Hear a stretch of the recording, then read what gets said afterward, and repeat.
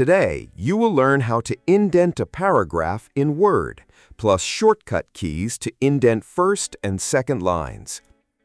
If you want to indent only the first line of a paragraph, place your cursor at the start of that paragraph and press the Tab key. In Word, this creates a 0.5 inches standard first-line indent, and you can also set it from the paragraph settings by choosing First Line under Special.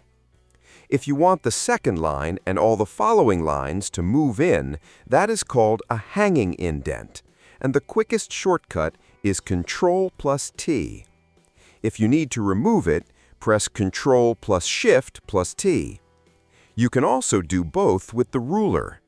Turn on Ruler from the View tab, then drag the first line marker or hanging indent marker or both markers at same time to the right until the paragraph looks right.